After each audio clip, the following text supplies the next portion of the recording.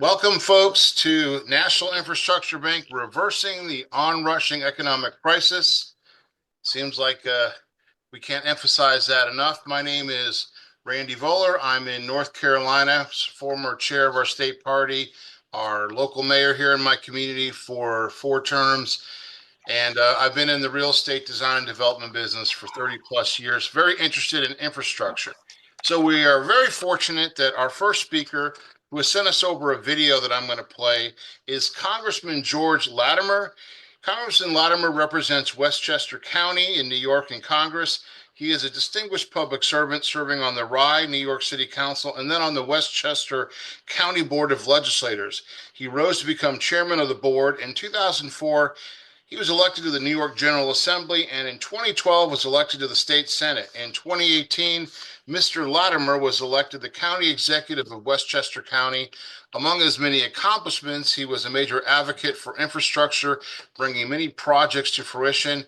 He serves on the U.S. House Committee on Small Business. He is a co-sponsor of our bill H.R. 5356, the National Infrastructure Bank Act.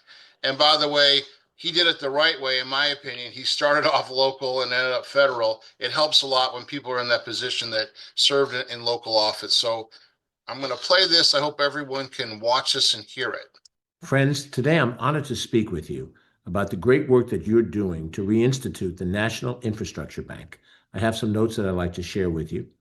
For much of our history, the United States has led the world in modern, ambitious infrastructure. Today, however, it is clear that our nation faces significant and urgent needs. Roads, bridges, rail systems, and public facilities all across the country required sustained investment and long-term planning. That is why this past fall, I was proud to co-sponsor legislation reestablishing a national infrastructure bank. A dedicated national financing institution is essential for supporting infrastructure projects that cannot depend on fluctuating annual appropriations. Recent decisions by the current administration to withhold funds have only underscored the need for a financing institution that prevents infrastructure from becoming political pawns. This proposal, a $5 trillion public bank dedicated to building infrastructure, would not only deliver the critical upgrades our country urgently needs, it would also strengthen the American workforce by providing jobs and bringing back revenue to our communities. A national infrastructure bank is not a new idea. We know that President Franklin Roosevelt championed national infrastructure development at a moment when the country faced enormous financial need, just as we are now. During the Great Depression, President Roosevelt's Reconstruction Finance Corporation proved just how powerful this model can be. The RFC helped bring electricity to communities across the nation. It built highways and bridges, financed rail travel, and supported manufacturing plants for American workers. And it did all of this without raising new federal taxes or adding new federal debt. This model proved to be a turning point in our country's infrastructure and could benefit millions of Americans today. Ensuring infrastructure projects can be started and completed is a challenge facing every state in the country, but I want to speak to you directly about my home state of New York. In New York, half of our roads need repair, and 1 in 10 bridges is in poor condition. Our roads and bridges require urgent updates. The New York-New Jersey Port Authority faces a $20 billion shortfall for critical wharf replacement, and the Amtrak Northeast Corridor carries a $38 billion backlog of needed improvements. That's why I'm proud to stand with 11 of my colleagues, members of Congress from across New York, from New York City to the Hudson Valley, from Buffalo to Long Island. New Yorkers and their representatives that they elect are united in strengthening the state that we call home. Reestablishing a national infrastructure bank is a commitment to investing in our communities, rebuilding what has been neglected, and ensuring that the infrastructure that Americans rely on every day truly works for them. Thank you for supporting this cause, and I look forward to continuing these efforts together. Friends, today. And thank you, Congressman Latimer. Did everyone hear that? Excellent. Okay, so we have a great lineup of speakers. I'm not sure who is here with us live tonight yet. All right, we're going to go to our resident macroeconomist, Alfecca Matardi. Alfecca, take it away. Thank you very much. And it's great to see everyone again on this really important call to update ourselves on where we are with our National Infrastructure Bank proposal. Thanks very much. So I'm going to give you a rundown quick rundown of where we are with the bill. For those of you who are even new to the project, I'll explain it really fast. And then I'll talk about the economy really briefly, but if you have more questions on where we are with the economy, we can get back to it on the question and answer period. So our bill in Congress is doing very well. H.R. 5356 was reintroduced in September last year. It already has 58 members of Congress on board, including the main sponsor from Chicago. We're in a grassroots campaign to add more sponsors onto the bill. This bill, as Congressman Latimer pointed out, will provide $5 trillion in financing for all of our infrastructure needs across the country without adding to the national debt or requiring any funding from the federal budget. This is a standalone bank. It'll do the job. And while it's rebuilding infrastructure, it'll also rebuild the American economy as well. So what we've learned from looking at history and budgets is that we cannot finance infrastructure adequately through the federal budget or state and local budgets either. We need an off-budget public bank to do the job. And the good news is this is the American system. We've had 4 really large banks like this in our nation's past, starting after the American Revolutionary War and going through the Great Depression. In fact, we used these banks when we were in severe economic difficulty and our budget was broke, and they did the job to get our economies back on a sound footing. Other countries around the world use this model, and they call it the American system. So, are my screens still on? This? Yes, I can see them. Okay. Okay. Apologies. So just a reminder, this bank will provide $5 trillion in financing over 10 years for 21 different infrastructure projects, including all we need to repair transportation systems, water systems, upgrade the power grid, build out schools and broadband. And we added what we also think are 3 important categories: high-speed rail across the nation, affordable housing targeted to the very lowest income earners who need it the most. And by the way, we're the only big dollop of money here because the budget is broke and even housing funding is being cut back. And then we need some large scale water projects in areas where we grow our nation's food. So with that, I'll turn it back over to our moderator, and we can come back to where we are in the economy if anybody's interested. Thanks so much. Thank you very much, Alfecca. Our next speaker is Jeff Kessler. Just jumped on. All right, you just jumped on. We're going to go. Jeff Kessler is a candidate for the Democratic nomination for the U.S. Senate in West Virginia.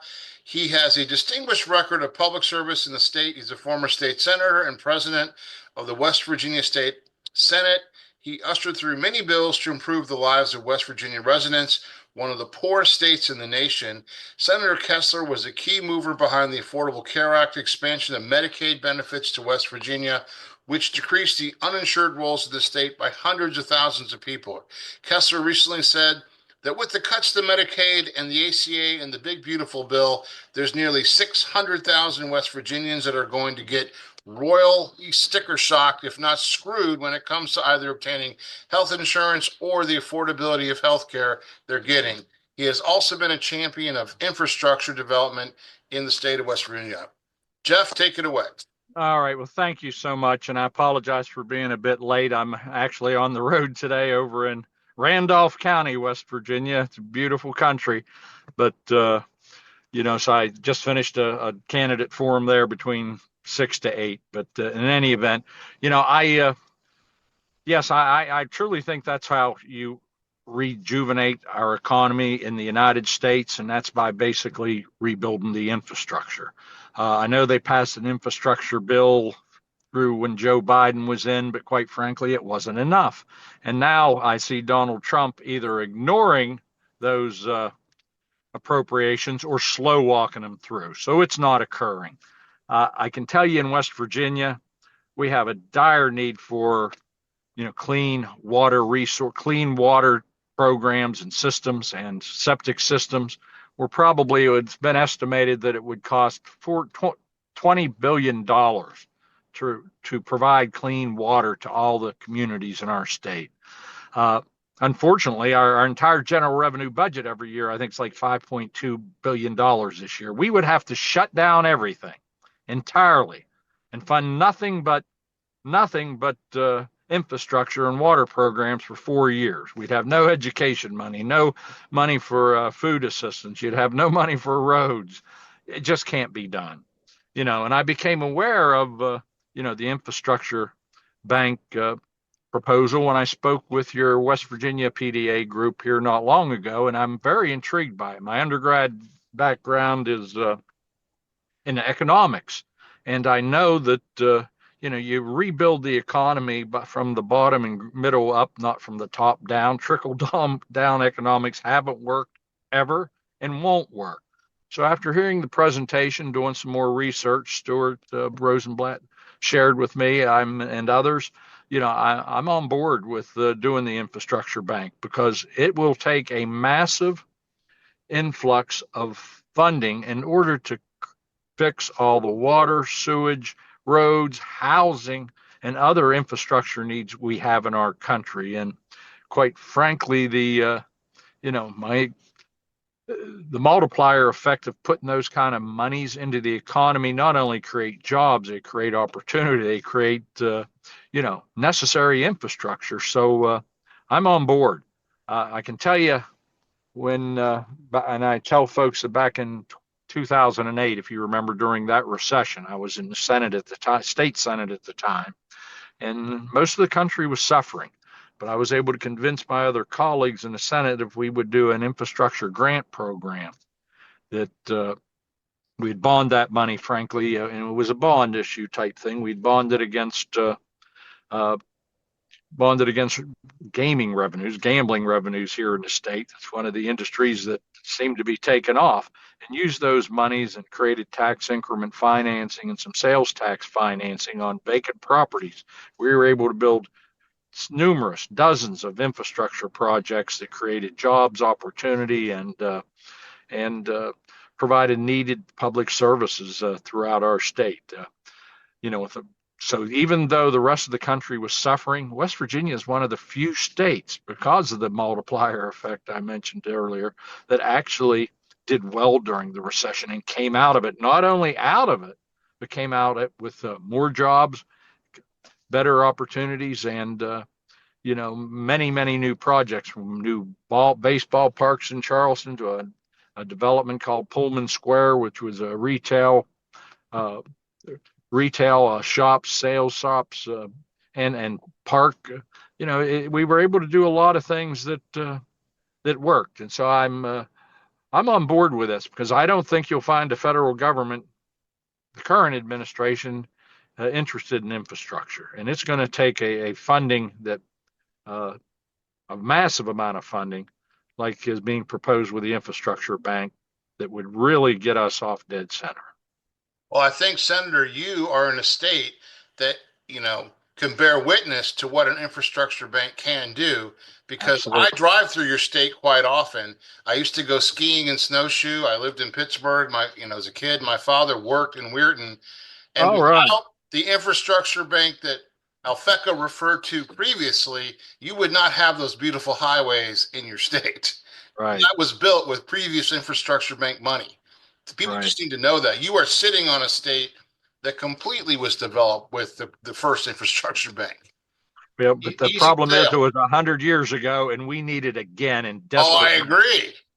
I just tell people when they ask me why we need it, I say, go drive, look at what these roads did. Without that bank, no road. So we support you, really appreciate you coming on the call. Hope you can be around for some questions.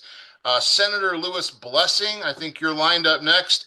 State Senator Blessing is serving his second term in the Ohio Senate. He began his career in the legislature, serving as a member of the Ohio House of Representatives, representing the 29th Ohio House District. Senator Blessing has an extensive background in electrical engineering. He currently works as an engineer at Super Systems Inc. in Cincinnati and previously worked at Duke Energy and Nova Engineering. The senator is a licensed professional engineer and is a member of the Ohio Society of Professional Engineers. So, Senator, I hope you don't hold it against me. Some of my family were industrial engineers or imaginary engineers, and usually you guys, yeah, exactly. Take it away, Senator. Yeah, no, it's all good. And I think, we might have glossed over the most important part. I am a Republican. And it's something that I hope we can get more of on board for this proposal, as I read Matt Stoller quite frequently. And, he comes back to, look, we can't just have this ping-ponging back and forth. We need the parties united on this. And frankly, it should be easy in a perfect world to have the parties united on it. And, thinking back to Jeff when he was speaking, I too drive through West Virginia on the way to Myrtle Beach, beautiful country. But, again, West Virginia is an extremely poor state, and you have to go through a number of, toll booths and whatnot on your way through West Virginia. And I keep thinking, how else could West Virginia raise money locally but for something like that? It's not like they have a lot of revenue streams to draw from the way that Ohio might, or Pennsylvania, or New York, or you name it. But with this infrastructure bank, that could potentially become a thing of the past, as you have this influx of investment in West Virginia to take care of a lot of those things, such that you don't need something like a toll booth or whatnot. Frankly, we have one in Ohio, the Turnpike in Northern Ohio, which I am not a fan of, never have been. I don't travel on it, but I've always maintained that our public infrastructure is exactly that, public. And to have this business of tolling is just not good, especially when the nation has the economy of scale to avoid that. But it constantly dawns on me when I'm in Columbus how valuable this would be on so many fronts. And with Alfeca's slideshow there, with what we want to spend this on, from affordable housing to water utilities to grid investments to schools, I will tell you, I'm looking into right now the idea of indexing our motor fuel tax and vehicle registration fees to inflation in order to meet our many infrastructure needs right now. But that is something in my research that even to some degree can go away with the National Infrastructure Bank, or at least we won't need to rely on it as much with something like this in place. So this is just one more thing that will really help Ohio, even though compared to West Virginia, obviously we're a much wealthier state, but we don't have the economy of scale the National Infrastructure Bank could provide. And we desperately need the affordable housing in Ohio. It's something like we're 1 million units short of where we need to be in that space. And every time it comes up, nobody wants to spend money on it. And I keep telling them, well, it's going to get even worse. And that gets passed on to employers who have to pay their employees more to live and work in the same area. The infrastructure bank would take care of that. We have, next to Virginia, one of the highest numbers of data centers in the country. And as much as I don't like that, they're there. But our infrastructure really is not in place. Our grid is going to struggle with that sort of thing. But again, the National Infrastructure Bank is going to help with that. And, I don't want to put this at the end of my discussion here, but I just had one of my local school districts in Columbus. It was the the Ohio School Board Association had their meeting in Columbus. And sure enough, since we're dealing with the capital appropriations budget right now, they were talking about how, it's great that the state pitches in some money, but we have to go to the ballot. We have to put these bond levies on. And I mean, it's asking a lot from our voters isn't there something, the state could take on more of that? And my response is, of course, yes. We would get a much lower interest rate than you guys, but the NIB even trumps that, where it bolster what the state is doing for our school construction facilities. And these folks were telling me that, and this is a wealthier school district. I mean, one that you drive through there. I mean, I can't give you a rank or wherever, but it's got to be in the top 20% of wealthiest school districts in the state. And their middle school was built shortly before World War II. And they've just been putting Band-Aids on it over the years because it's a smaller community, smallish, and they just don't have the economy of scale to deal with it. But with something like this, it could be fixed, and fixed very cheaply and effectively. And I hate to sound as if I'm, almost like have sort of religious fervor for this idea, but it solves so many problems that we have at the state level in Ohio. I mean, I was looking into the idea of a potential public green bank for wind and solar generation in Ohio. But again, I think something like the NIB could be helpful there.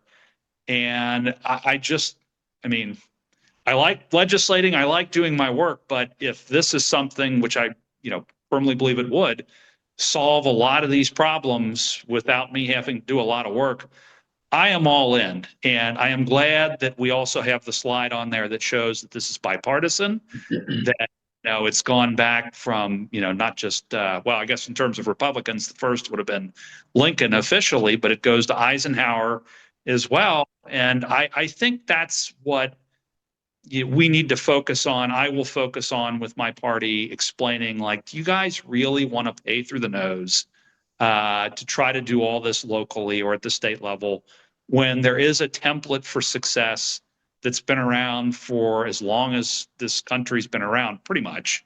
And we can just tap into that. As long as we can get over this idea that, an infrastructure bank is somehow, I don't know, maybe they think it's socialism, which it most certainly is not. It's just smart economics. And I think it will, like all good ideas, its time will come again. Folks on my side of the aisle will realize it. And we are going to be a much better and stronger country when that occurs. So I'm upbeat, I'm positive, and I've been talking with folks locally, however and whenever I can. And I'm thanking you guys for including me on this, and I'm in it for the long haul. I really appreciate your comments, Senator. I think I've been speaking nationally with the National Association of Realtors. And I was just at a conference in San Antonio. If I could plug you in, if we could hear from more people, because that's a purple group, right? There's members of both sides.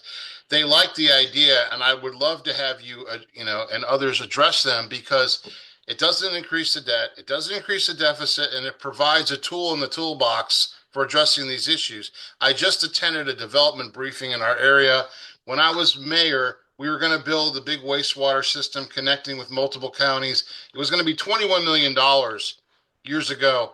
The price tag today, because they kicked the can because we didn't have an infrastructure bank, $105 million.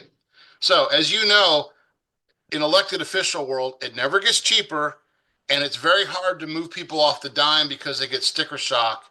And to me, this gets people off the dime, moves them past, because now they have an avenue they can marry up with grants and other things. So Representative Pamelya Herndon is our next speaker. She represents District 28 in Albuquerque in the New Mexico legislature.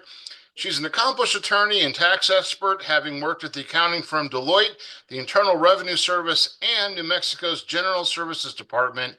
She has taught law at the University of New Mexico Law School. She is a vice chair of the Women in Government and vice chair of the Health and Human Services Committee in the New Mexico House. Was you president? Was you also president? Well, you can say I can't kind of float into this, but welcome, Representative Herndon. Well, thank you very much. You have a very robust bio. Are you also the president of? It said something about it. Couldn't make it. The NFT of the NAACP in Albuquerque. Awesome, excellent. Welcome to the call. So thank you very much. I think I bring a wealth of diversity to this call and to the need for having this infrastructure bank. There are three things that I'd like to just point out. One, I am very excited about the fact that all three of our representatives from New Mexico have signed on to this bill. That includes Gabe Vasquez, Teresa Ledger Fernandez, and Melanie Stansberry. So that's quite an accomplishment.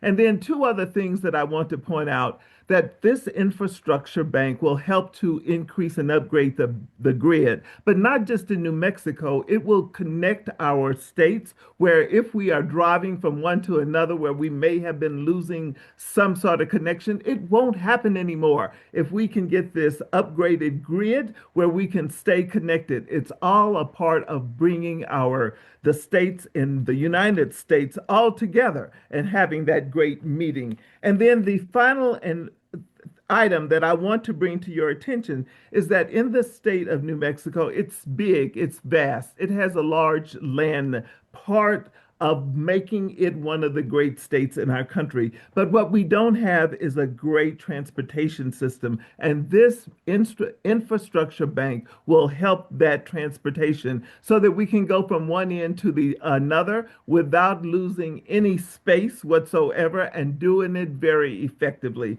So I'm looking forward to working and making sure that we all are in on making this infrastructure bank work because we are growing our own, not only in our own state, but throughout the entire country. And thank you very much for letting me be here and be a part of this conversation. Well, we welcome you. We love to have you continually part of this conversation. Our next speaker is Lovey West. Lovey is the national president of the National Federation of Democratic Women and a member of the Democratic National Committee. She was raised in a civil rights environment in DeSoto County, Mississippi. She had led campaigns for social justice and women's rights in legislative halls from Mississippi to Washington, D.C.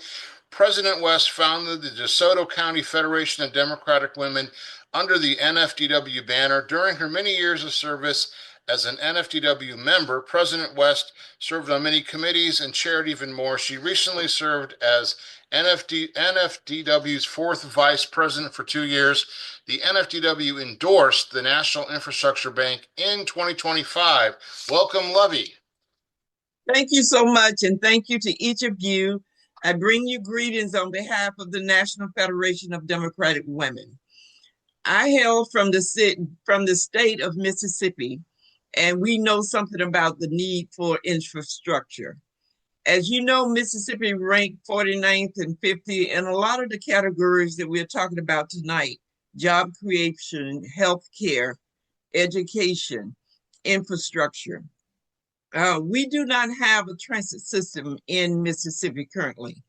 And there are a lot of things that this infrastructure will do to enhance the lives of the people here in our state. I'm so proud of Congressman Benny Thompson, who recently signed on for the infrastructure. Currently, we're working on the other ones, but for anyone that's out there that want to know whether or not this is a good thing to do, I encourage you to please move forward with any congressperson that you may have influence on so that we can get this passed. As I said before, this not only create jobs, it not only increase the livelihood of our residents, but it's the right thing to do. It is not a partisan activity. It is something that is very crucial to both parties. And so I hope that we can band together on this issue and be able to work together on more issues in the future. Thank you so much. We appreciate you coming on the call, Lovey. Just last week, I went to a conference in San Antonio, and I did not fly. My wife and I drove across your beautiful state and across Alabama, where we went to Montgomery to the Legacy Museum, and Louisiana, and into Texas. And I did that. I did it because I wanted to look at the infrastructure from North Carolina, literally all the way down to San Antonio, instead of flying over. When you fly, you never see it. And you are correct. There is a desperate need in some of those areas for infrastructure. And if anyone on this call ever gets to Montgomery, Alabama, go to the Legacy Museum. It's an amazing site. So our next speaker is Greg Woodfill. Greg is the president of Amalgamated Transit Union ATU Local 587 in Seattle. Local 587 represents over 5,000 transit employees in King County, including operators for Metro buses, Sound Transit Light Rail, and the Seattle streetcar, as well as maintenance and customer service staff. It focuses on bargaining for wages, safety, and working conditions. Local 587 represents Metro Transit operators, Sound Transit Link light rail operators, Seattle streetcar operators, and maintenance workers and mechanics, and customer service staff. Greg is a 27-year employee at King County Metro as a transit operator and has held other positions. Greg, take it away. All right, thank you, everybody. I'm kind of new to this effort. I have a lifelong concern about our national infrastructure and people not willing to pay the taxes and support it. So on a personal level, I'm all in on this. I still have to learn kind of more about our union support because I'm not sure how much availability for public transit would it be available other than you're talking about high-speed rail or whatever. But we have we are reliant on federal funds for most public transportation. A lot of the vehicles that are bought with federal dollars, and that's been a big problem. So we probably had about, in our state and my organizations, $300 to $400 million allocated for public transit grants that are put at risk by the current administration. They wanted to make everyone reapply and submit to their laundry list of about 8 different things that you'd have to sign off on. So luckily, our transit agency and our local government was able to sue and kind of stop that. But then we got a state problem here where we're relying on regressive sales taxes, so that's up and down, and so we're always worried long-term stable funding for public transit. Of course, we believe public transit is almost a basic right. It's equity issue. Not, the people that need to use it really need to use it. So we're, as long as I don't know, purchasing buses or some type of infrastructure could be used by this infrastructure bank. I'll have to do a little bit more research on that. Our union would be all in on it, but other than that, personally, I'm all in on it because we need to fund our infrastructure, and it just gets worse every year. Thank you. Greg, we appreciate your input. I'm going to ask Alfecca to quickly address, there's 21 different items that the infrastructure bill would address that have been outlined by the Society of Engineers. But Alfecca, if you could address the difference, yes, there is funding for high-speed rail, but there's also funding for basic transit, if you'd like to speak to that. Yeah, so absolutely right. Anything that was identified in the American Society of Civil Engineers report card, and they break out not only roads and bridges, but transit, passenger rail, the rail stations that are needed. All together, we want to have we want to cover 100% of those transit needs, and we want to make sure that we are improving our whole transportation grid work so that it is data driven. We want to get people from here to there with the least amount of expense, the least amount of fuel use, the least amount of congestion. And so we want to have much better planning and much more rail in our transportation mix writ large. So that could go from buses to high-speed rail, new train stations, changing modes of transportation. All of that would be definitely covered by the bank. Thank you very much, Alfecca. I'm going to call on my friend from North Carolina, who's the president of the North Carolina Labor Caucus and with CWA. Grant Welch, are you on here? If you are, I am. good. Yes. If you'd like to speak a little bit, since we had a fellow brother here from a union talking about their interest, tell them why you're interested from CWA and your work with AFL-CIO, et cetera. Yeah, so CWA, one of our largest initiatives is the broadband expansion. And, obviously during COVID in 2020, it showed the gap in connectivity of all of our communities, all of our workers and citizens of the states. So CWA covers and represents a large number of telecom workers. This is going to not only help our telecom workers maintain the network, build out the network, and have job security, but many of our other unions and industries that we represent and all the other unions across the nation, we all use the internet. We all use data. This is going to be able to connect, in ATU's case, connected vehicles, the stations that you may be, everyone is on the phone looking at their schedules of the buses, things like that. All of that will be connected. So broadband expansion, it doesn't just cover our telecom jobs, but the infrastructure bank as a whole, with the broadband expansion, covers so many other jobs. And as the representative or senator said earlier, when you start from building out infrastructure, that promotes the economy and that moves people to a higher standard. That's the basis of labor unions. We want to bring people together. We want to make sure that this bank is successful in building out our communities and providing the necessary infrastructure needs to better the lives of all of our citizens.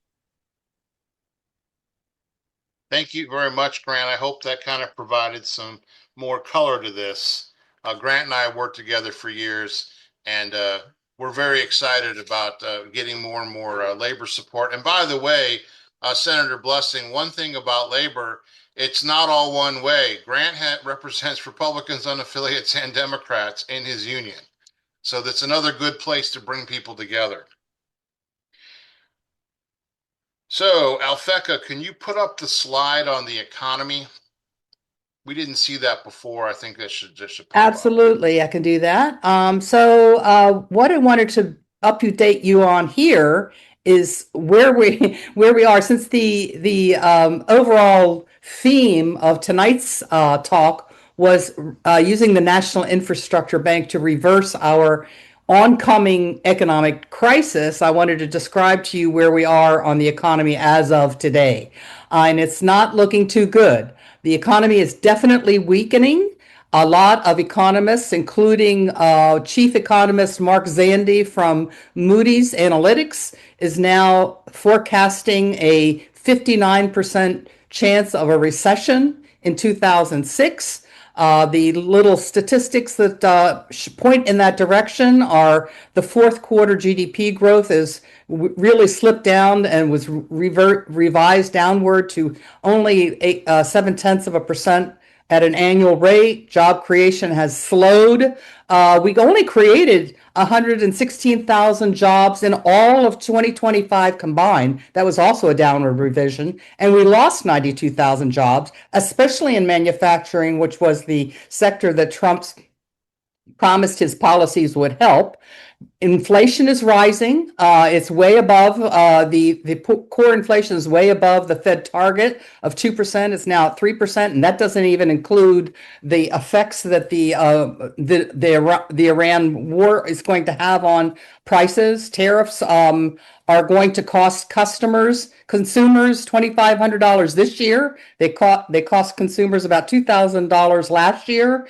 They're hurting manufacturing and business. The federal budget is still running huge deficits. Our national debt is now $39 trillion. It was only $38 trillion just a few months ago. And the Iran war will worsen that. The financial sector is under a lot of strain. Interest rates are spiking. That's really bad for the economy. As of today, they're up to 10-year treasuries up to 4.5%. and spiking sharply because of anticipation of future inflation and also the effect of the war. And now the sparking thing that could really push us into a recession is this war. The Straits of Hormuz are closed. Oil is past $100. This, when we've had oil spikes in the past, that has brought on recessions, and the whole thing is escalating, and there doesn't seem to be a workable exit strategy, so it's not looking good. The NIB will solve a lot of the problems. If we do slip into a recession and the bill gets approved by Congress, we can start hiring up unemployed workers right away into great paying jobs to build our nation's infrastructure. It'll double long-term GDP growth, reduce income inequality, improve affordability, grow business. Altogether, it's a plus, plus, plus for the economy, and it'll be a way out if we do slip into a recession. But altogether, rebuilding our infrastructure and our economy is the way to move our economy forward and not fall behind competitively with the rest of the world. So I'll stop there in case anybody has any questions. I would just offer that even if our economy was plugging along, extremely well, we would still want an infrastructure bank. Yes. It's just we have the potential for a recession, so it's desperately needed. But this should be a tool that we always have available to local governments, county governments, state governments at all times. Yeah. So we're going to move on to do a little Q&A.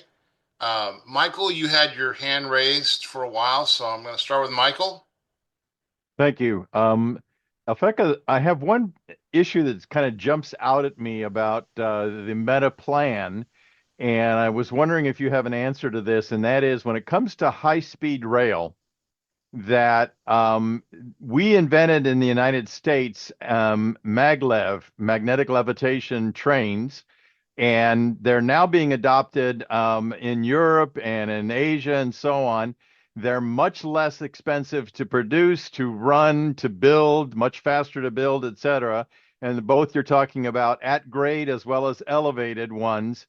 Why are we not looking at that as a key part of that? Because you can build a mile worth of elevated maglev in a day, because you build the risers and the horizontal platforms in a factory, you assemble them, and they can be erected very, very quickly.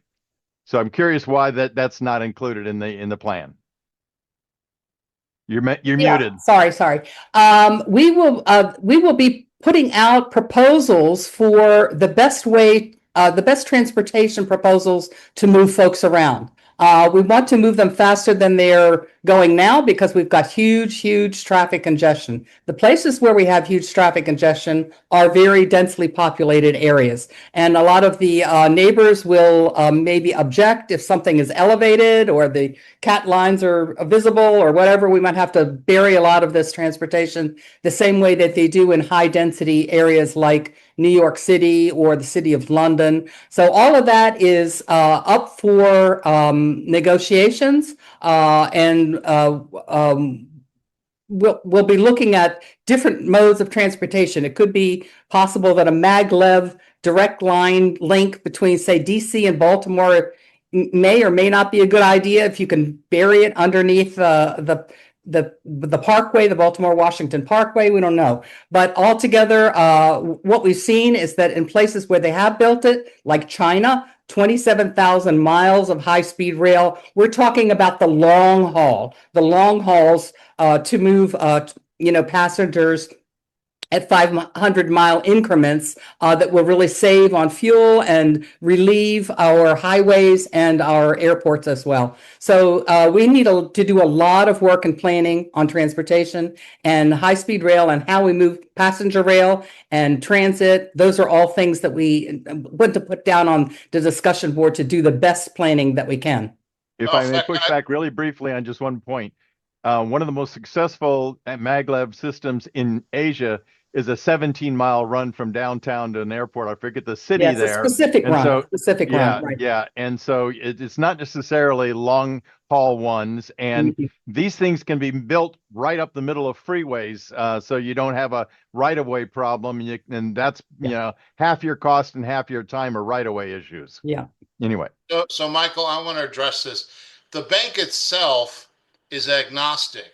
It's an infrastructure bank, and it's the community that's going to drive what the investment. So if you are a Star Trek fan like I am, if the technology existed and I could beam you, me, and Alfecca to Congress and that worked and we could fund it, my town could request it. So just because you don't see it there doesn't mean that it couldn't be requested and funded. What we need are smart people like you to make the suggestions. This is just the framework to get what we need. I'm always looking for the best technology. Unfortunately, I was an infrastructure guy, and it's still, with water and sewer, I'm still relying on gravity and manholes. But if there's a better way I can get rid of it than the Romans did, I will find it. Our next speaker, Randy Grunt. Randy, then we'll go to Ingrid, then Jim. Thanks, Randy, and thanks for mentioning that. That was one of the things I was going to point out, that it's agnostic. We don't have to worry about that. Leave it to another Randy to do it. Well, Alfecca, I've got a quick question for you, because this comes out slowly for a lot of people. How many other countries have national infrastructure banks? We invented it, but So you'd be surprised. If anybody that's been to Europe has been on high-speed rail or their train system, it's really quite intensive over there. They have a international development bank, which goes across all the countries of Europe. They put in half the money for their rail systems and other things that go across country lines. And then each country has their own infrastructure bank. For example, each section of Germany has their own development and infrastructure bank. So the British are just starting one. Unfortunately, it'll be a sort of a revolving fund and very private-public partnership directed. So, and we hope that they don't give away their public infrastructure, because their transit system is world class, and the city of London couldn't exist without it. So privatizing is not really a good idea.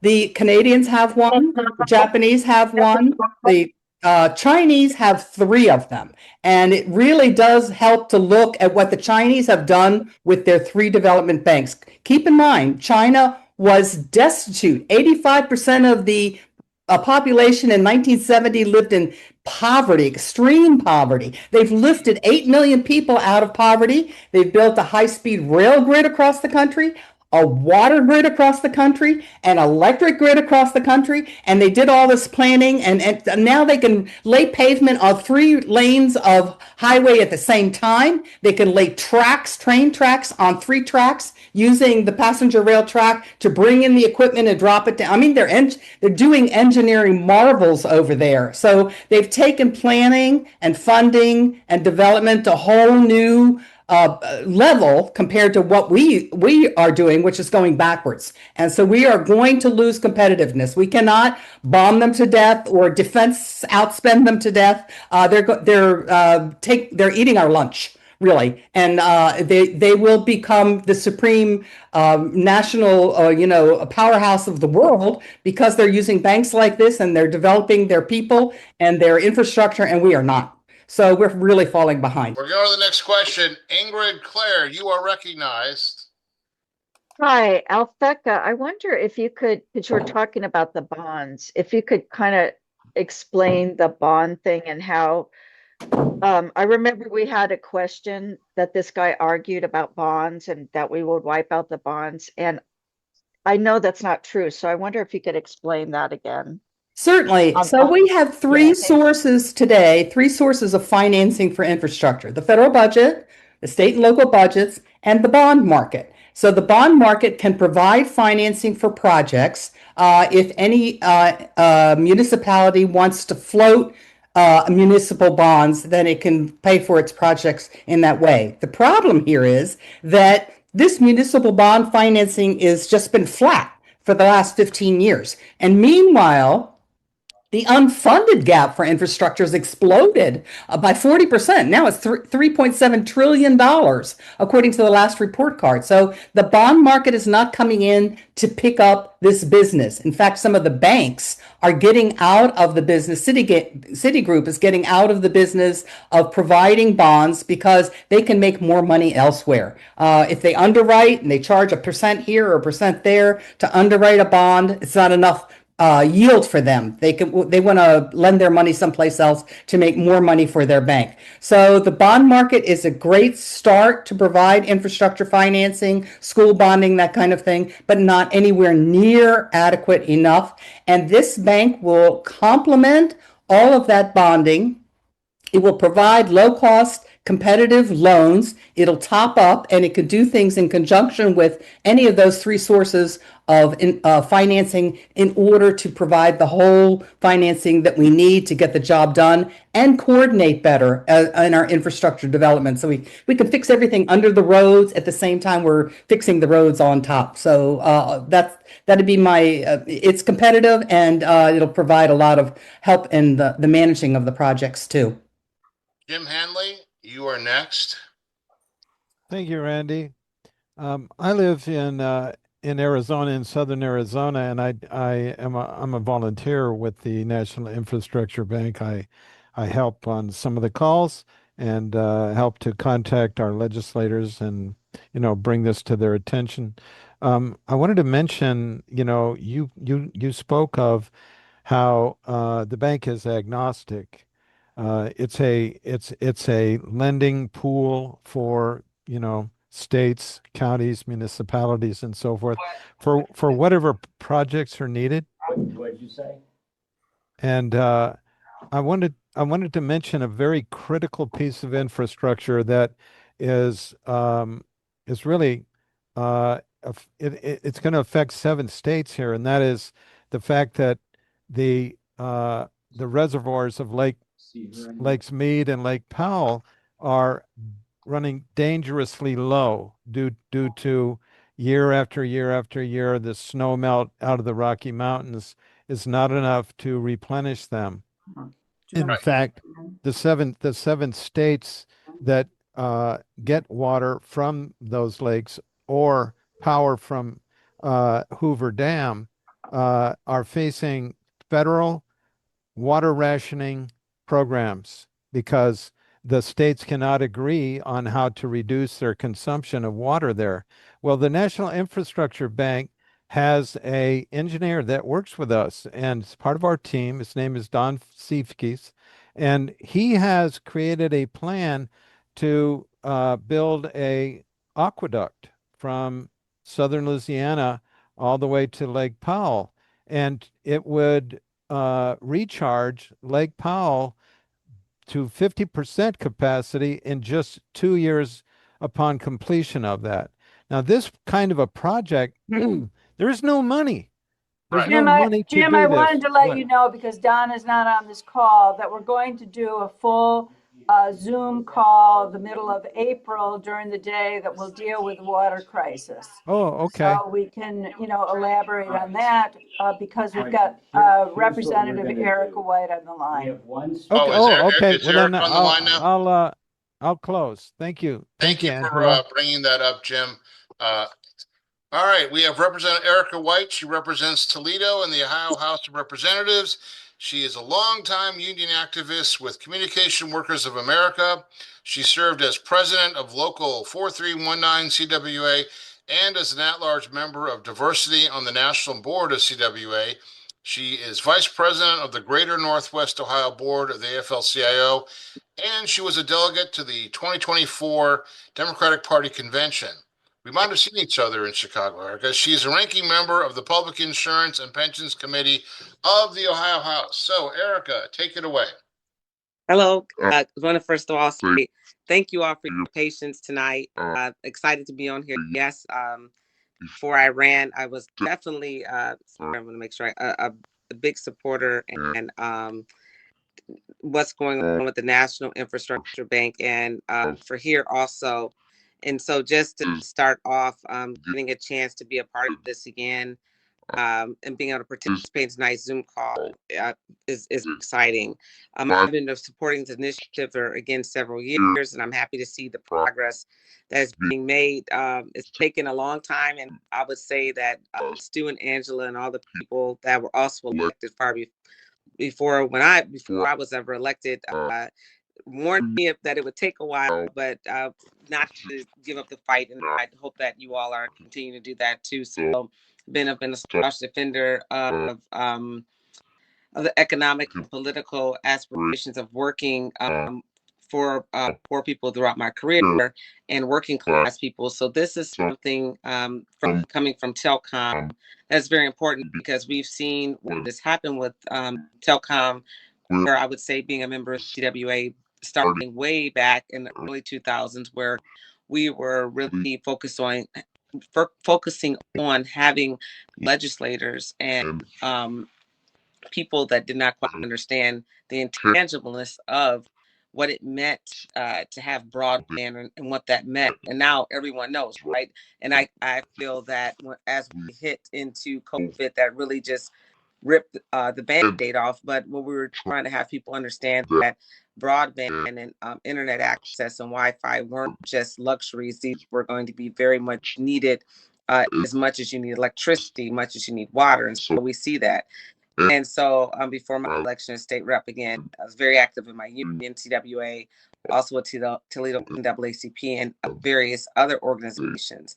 And I continue to be active with those many institutions while serving here at the Ohio House.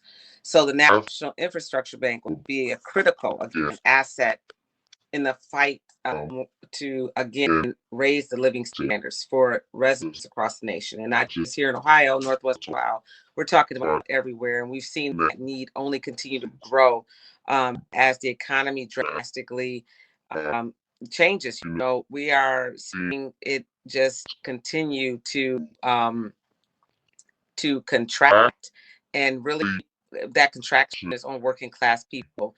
But we can stop that, again, because when I look at this, I look at we can create like 20 million new jobs, and we're talking about job years also, and we're talking about Davis Bacon paying wages. So we're not just talking about jobs, we're talking about careers, we're talking about job years that will dramatically increase, you know, what we see for the revenue, not just for the state of Ohio, but this country, and again for families, and again start this wheel moving. And I'm here in the Midwest, so they call it the Rust Belt, not the Rust Belt. We're still pushing it out. It sounds squeaky sometimes, but not at all rusty. But when we're talking about Davis Bacon wages, they're critical for all workers. And again, unions are the only place where women make the same wages as men with no questions asked, where those with disabilities, where those who are LGBTQIA, where those who are older, they make the same wage. And this not only helps build America, it helps build our country. It helps, no, I'm sorry, not just America. It helps build our communities. It helps build what we're talking about, are people living next door to each other and believing again in what America can be together. And so in Ohio, like the rest of the nation, our infrastructure, you know, beyond that, needs are large. We're talking about the assets of our Ohio bridges, dams, levees, drinking water distribution systems, and ports are approaching or have exceeded their design life. And you see a lot of that is why a lot of what we see is going on with data centers is a concern, right? Because people are concerned, where do we find that balance? And when we look at Ohio's high hazard dams average, what was it, 69 years in age or about, and they need approximately 1.6 billion for rehab. I can't get this out. I'm sorry, it's been a long day. Rehabbing them. And I'm also very excited and passionate about this. So water, now I'm getting to water. I live in Northwest Ohio. I live right at the Lake Erie Basin. Ohio's drinking water has been graded D+. And by Ohio Society of Civil Engineers, wastewater, C-. These systems are severely underfunded, and the majority of each network has exceeded intended design life, which is about 50 years. Aging pipelines, you can look at what's going on with one of the cities in my district, Maumee. You can look at Toledo. Springfield Township, and Holland, which are right in my district. And these are just examples of cities, but they're can be repeated all over the country in the state of Ohio. These aging pipelines are leading to more frequent water main breaks. You see these sinkholes happening everywhere. This state, especially Ohio, needs 16 billion in clean water improvements. Lead lines. I don't know. Y'all can raise your hands here. I don't know how many of us are dealing with lead lines. Ohio has nearly 750,000 lead water service lines that need replacement. And we are the third worst in the nation. Now, Cleveland needs about 230,000 lines alone to be replaced. The second worst in the nation, trailing only by another sea city, the capital of the Midwest, Chicago. And it will probably cost about 8 to 10 billion for Ohio to replace them all quickly. And we do not have the money. We just do not. So again, a national infrastructure bank is important. So I'm going to get to the last three things. Transit. The Ohio Department of Transportation says that it's staggering. Was it 6.1 billion is needed to fund projects addressing traffic congestion. And I'm down in Columbus today, and Columbus is one of the biggest growing cities here in Ohio. Believe it or not, Ohio, yes, we're growing. Whether people are moving from other parts of Ohio across the country, and the bunny does not exist again. 21 congested locations do not have resources to fix their system. Affordable housing, again, Ohio, just like every place else, we cannot even afford a basic, many Ohioans here cannot even afford a basic 2-bedroom apartment. I'm not talking about with a balcony or anything. I'm just talking about 2-bedroom, 1 bath. That's it. And the Coalition of Homelessness and Housing in Ohio estimate there is a shortage of more than 264,000 rental units that are affordable and available to low-income households. And so we get to what I know most about also, broadband. And the Biden infrastructure law helped bring affordable broadband to many Ohio citizens. High construction costs for rural and low density areas mean that despite funding, many areas remain underserved. We built the first mile, but not the last mile, particularly in southern and rural Ohio. 1 in 5 Ohioans report insufficient device access. So they can't even hook up. I went to that tonight, right? But for a different reason. But they can't even hook up their devices, often due to lack of affordability rather than availability. I think about it's available, but you can't even afford to tap into broadband. And even when the core fiber lines are available, which we are lacking in fiber and 5G here, the cost of connecting the final last mile to individual homes remains a major barrier. And that's not just rural, that's not just urban, that's also suburban areas. The $5 trillion National Infrastructure Bank could, just think about this. Just this could is like a wish. We know it's going to happen. Address all these needs and many more. It could, think about it, could also help finance extensive networks of rail and high-speed rail lines. I could go on, but we need to move forward I know we need to move forward. And I'm glad more institutions are joining this fight. And I've been at this fight for a long time, so I'm excited to see all you all here. It's great to see all these little squares lighting up. It makes me smile.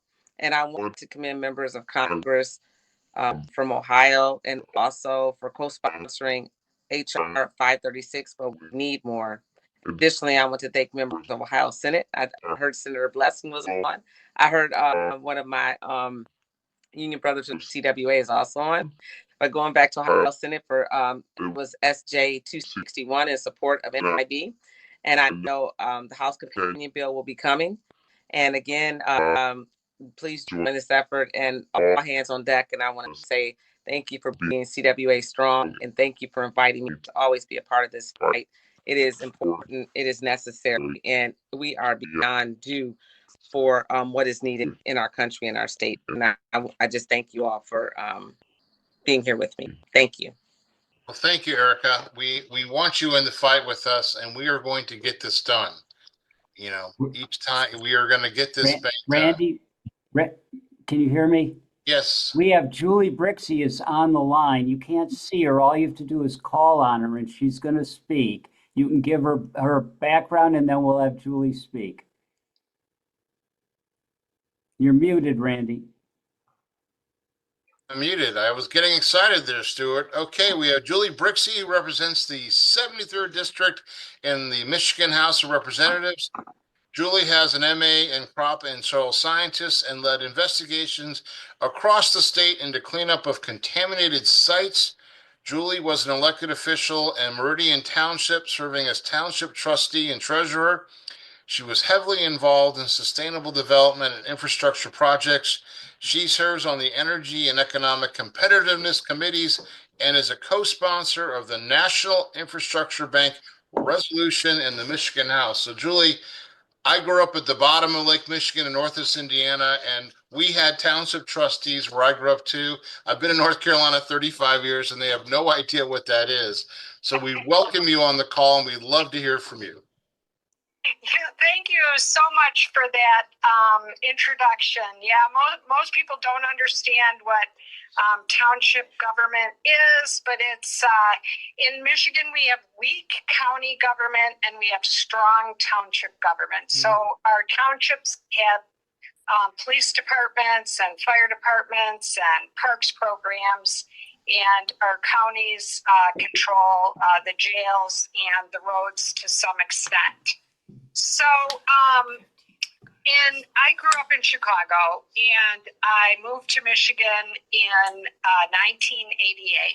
And at that time, I was so impressed because the interstates were amazing.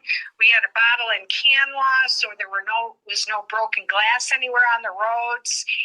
And unfortunately, the anti-tax narrative began to take effect at that same time. And Michigan has a gas tax, and it wasn't tied to inflation.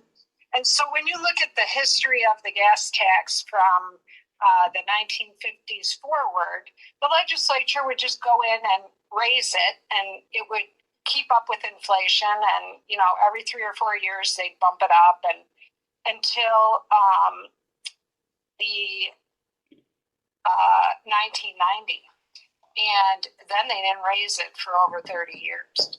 So of course, in that same 30-year time span, the cost of petroleum dramatically increased like 600%. And, roads are heavy petroleum users, both in asphalt and in the machinery. So we went from having awesome roads to having really, can I swear on here? Really, really shitty roads. In fact, I think that's a technical engineering term. That's very technical. That is. I find that is a very specific engineering term. Yes. So they were so bad that in 2018, Governor Whitmer ran and won her election with campaign slogan, "Fix the damn roads." But it hasn't been very easy to get done, mostly because in the first 6 years of her term, the Republicans didn't want to raise the gas tax at all. And so she bonded, she did all these things, we had all the ARPA money. Well, when you're 30 to 40 years behind on infrastructure, it's just very, very, very difficult to catch up. And what I learned from local government was that as bad as the roads were in Michigan, we went through the Great Recession in the late 2000s, and that dragged on for nearly 10 years. Well, what I learned was that as bad as the roads are, they aren't nearly as bad as the water systems and the sewer systems, because you can see the potholes and your people call up and yell at you for potholes, but you can't see your water lines and you can't see your sewer lines. And so when those things go bad, it's really expensive and it's often too late, which we learned here in Michigan from the Flint tragedy. Now, because of that, our lead replacement lines are probably ahead of many other states. But some of the things that we experience that I'm sure other states and urban areas experience are that if you have these big inner cities that have lost population, which we have with Detroit. You muted yourself, Julie.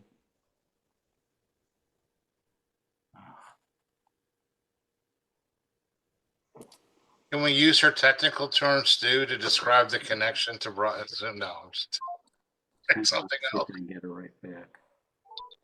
Okay, She's in the great unstate of California. Can you hear me now? Go ahead. I can hear you now. Okay.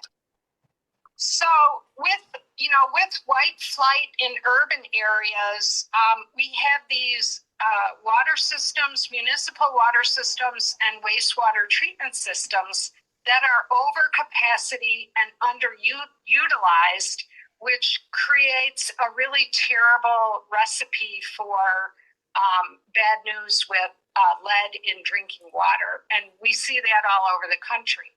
So I am really excited about the concept of the National Infrastructure Bank because so much of our infrastructure in this country that used to be so great is really in desperate, dire need of a serious infusion of money.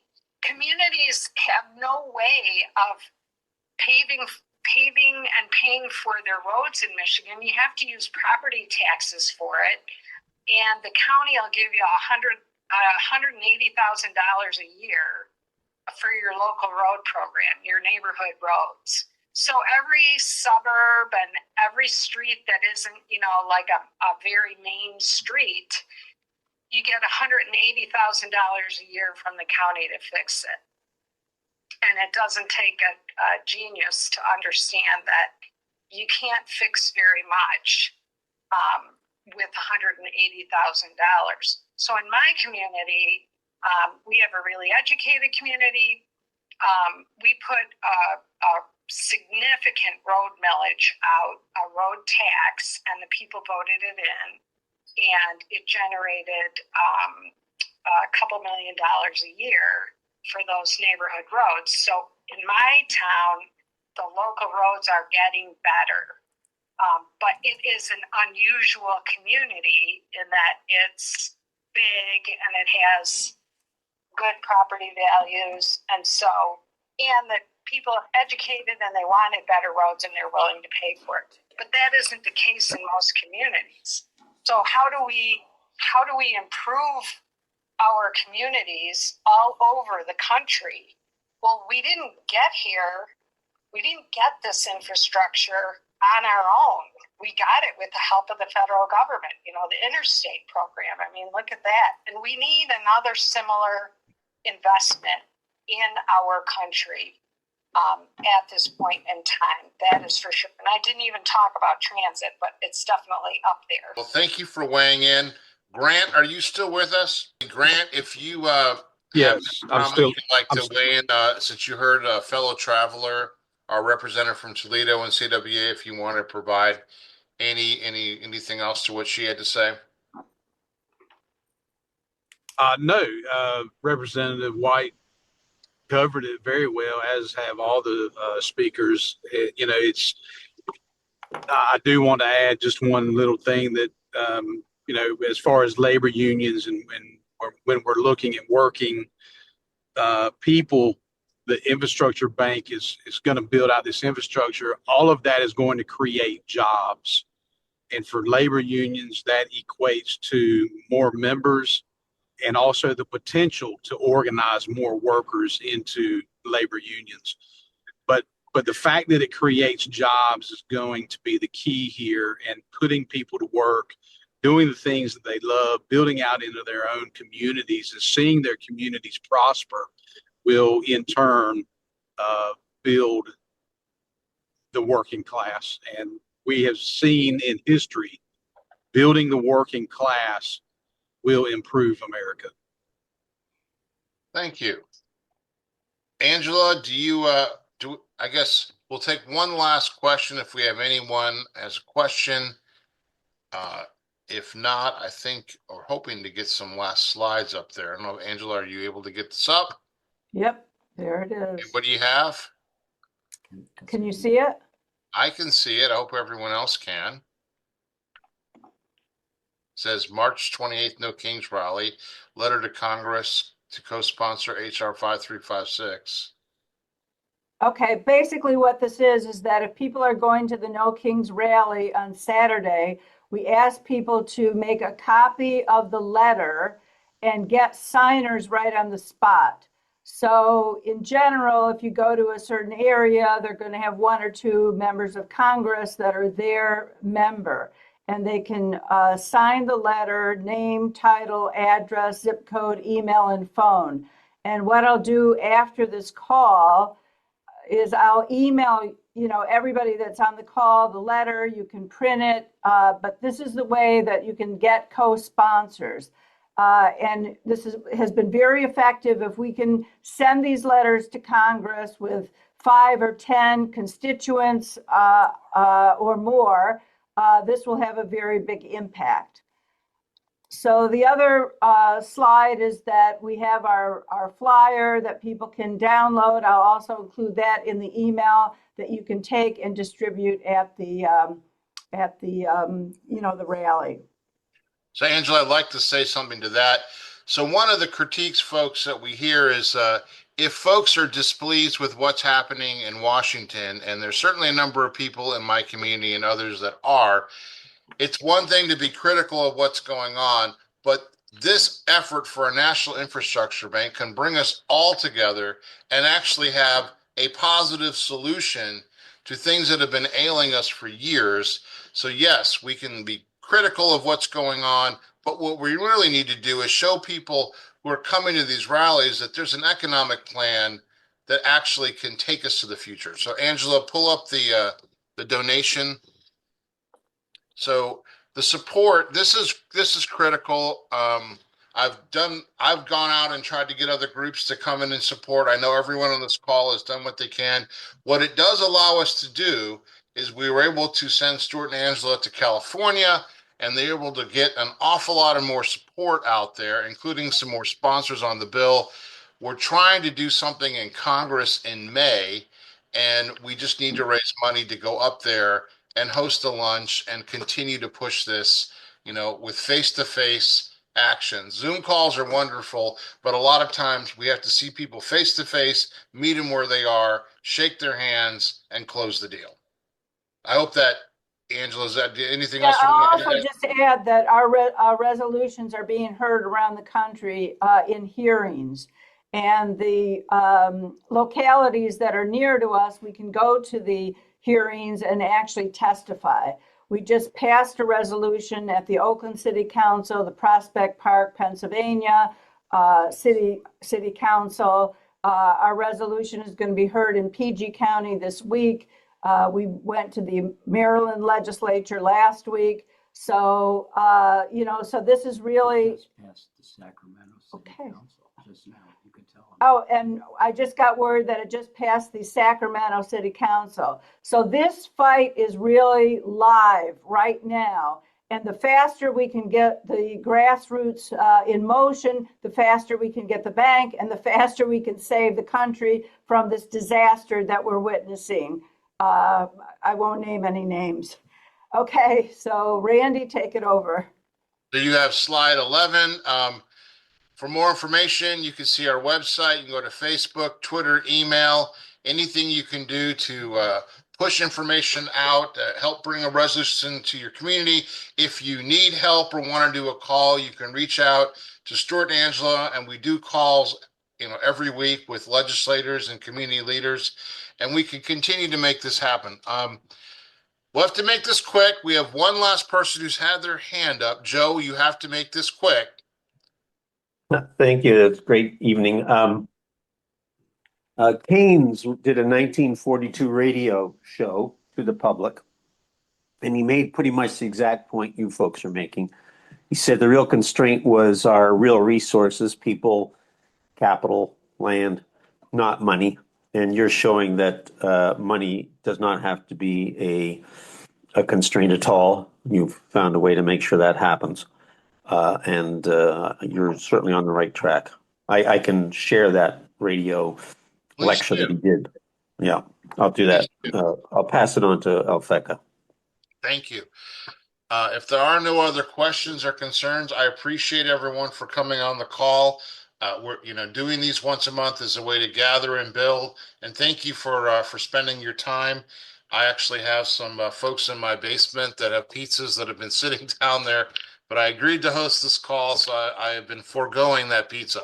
So thank you very much. And again, if you want to host a call or do anything, just get in touch with Stuart and Angela, and we're happy to bring Stuart, Angela, Alfeka, and others on these calls to help close your congressional members, because we want to keep adding people as co-sponsors. And every time we add somebody, it gets noticed.